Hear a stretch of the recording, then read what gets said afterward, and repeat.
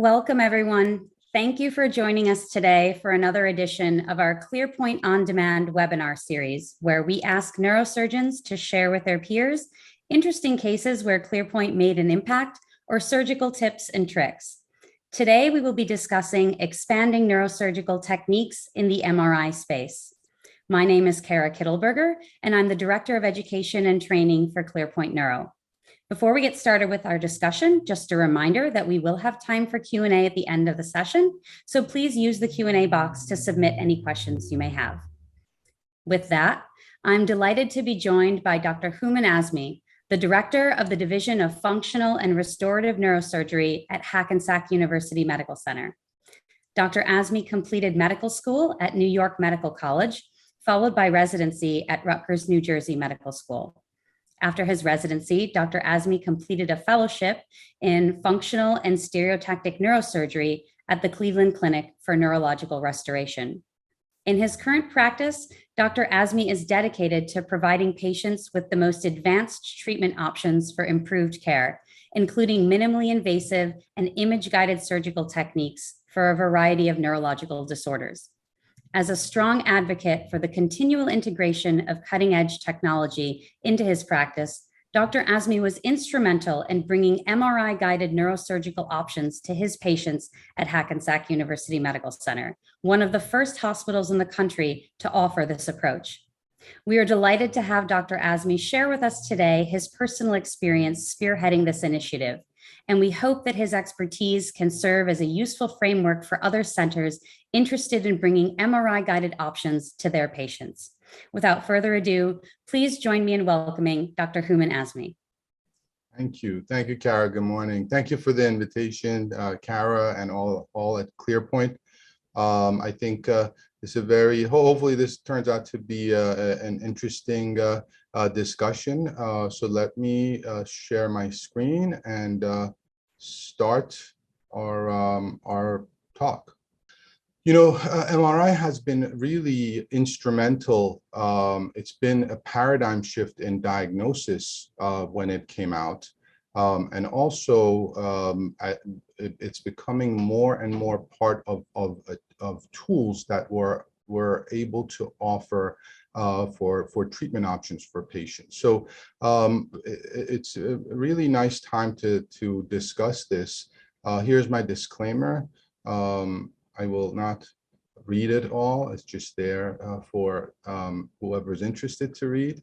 And I will start the presentation. So in our discussion today, we'll speak a bit about the history of MRI and also history of intraoperative MRI. As I said, it's really been a paradigm shift in certainly diagnostics and now in interventional options for patients. We'll speak about new applications.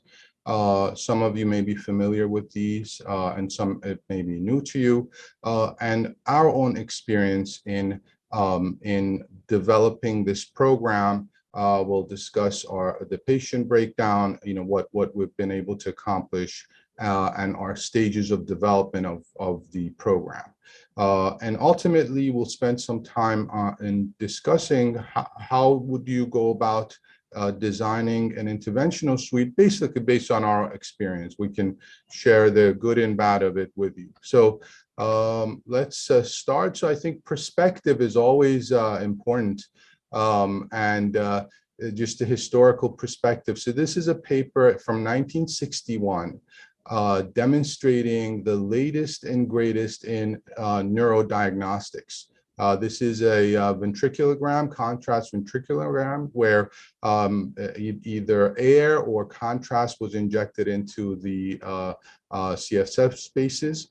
And the patients were, as you see, they were moved around and rotated in all kinds of different ways to demonstrate these pictures as a really advanced in diagnostic tools. And it's in 1961. It's interesting. Keep that date in mind. So we now fast forward, a few years afterwards, 1977. So again, interesting perspective. July 13th, 1977. Star Wars opened in the US.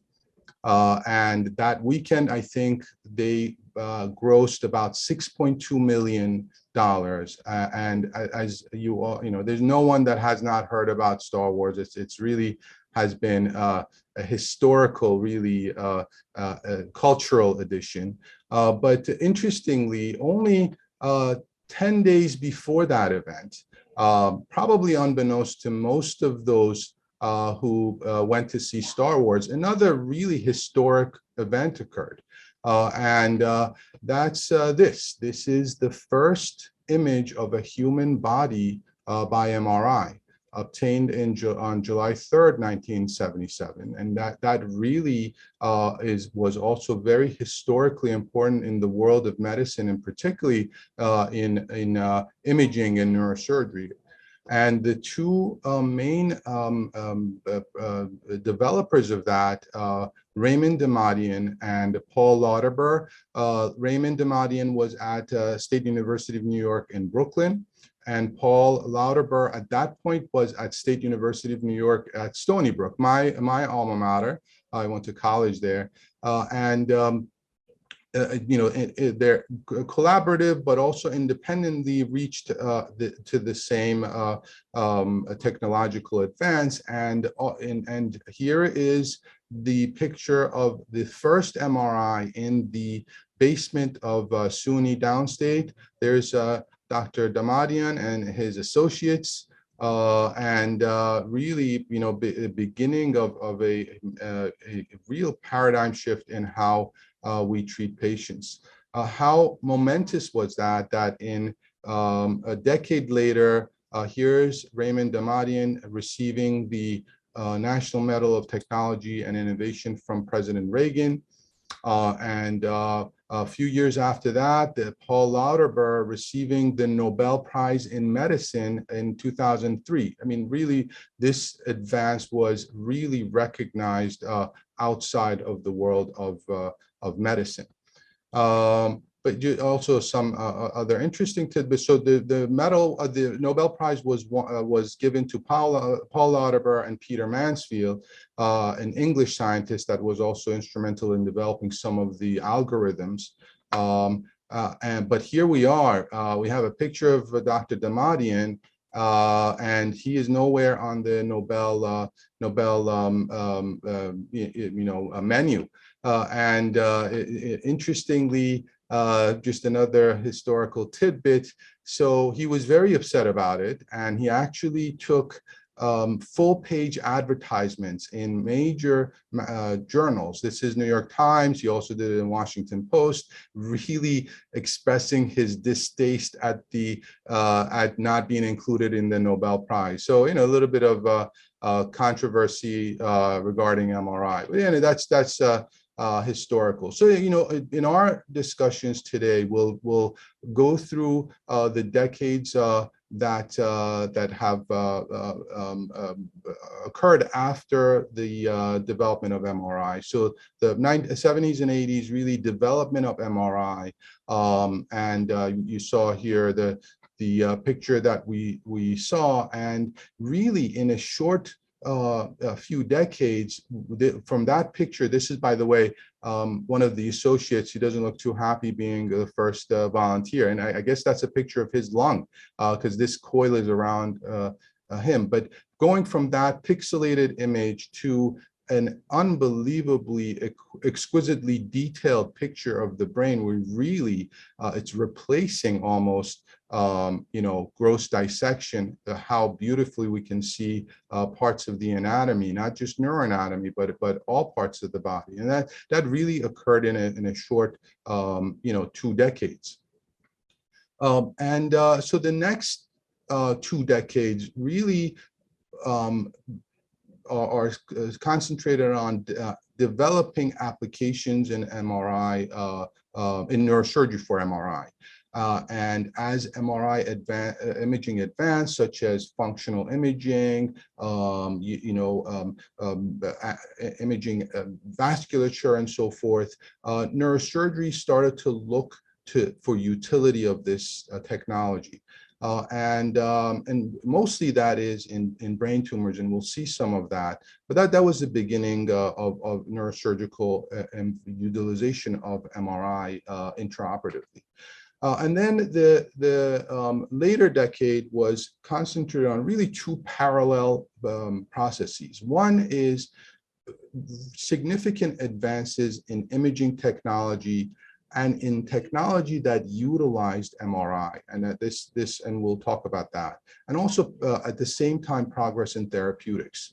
That is, and we'll gene therapy and advances in biotechnology that have really accelerated therapeutics that we have to offer.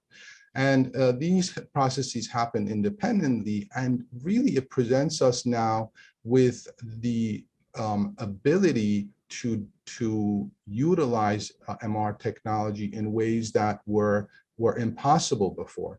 And we'll go through that. And it's a very exciting time, at least in my opinion. So let's go back. We saw the development of MRI. Let's go back to the decades, 90s and 2000s. So this, as we talked about it, this period of time really was concentrated on utilization of MRI, mostly for tumor resection. It was mostly neuro-oncology, extensive resection, ensuring that the tumor was resected, there were no residual, ensuring that eloquent cortex was spared. And there were multiple attempts of development. This is a picture of the double donut. This is Dr. Peter Black's MRI at the Brigham. And it was a GE 0.5 Tesla called the double donut. And the patient was operated on in the middle. The surgeon was standing there, and the patient would come in and out for imaging. And as you could see, this even though it was a really advancement in how we treated patients, it definitely could be cumbersome for positioning and so forth. And later on, this concept was developed mostly in Calgary, and the concept of a mobile magnet, where the magnet was actually put on rails and it was brought onto the patient, still in use. And that was really another technological advance. And there were some attempts to maybe marry these processes. This is an MRI. Actually, this is the MRI. Initially it was called the Odin. Medtronic later acquired it and called it the Polestar. But initial strength was 0.12 Tesla, and later the Polestar was 0.15. And this was about a 500-pound magnet, which is not very light. I can tell you that, because during my residency, I had to wheel this in and out of its storage unit. I found memories, both bittersweet memories of this, but it really allowed us to hear the patient there, to image. There were certainly limitations to this, but it did help in terms of resection, certainly with pituitary tumors and so forth.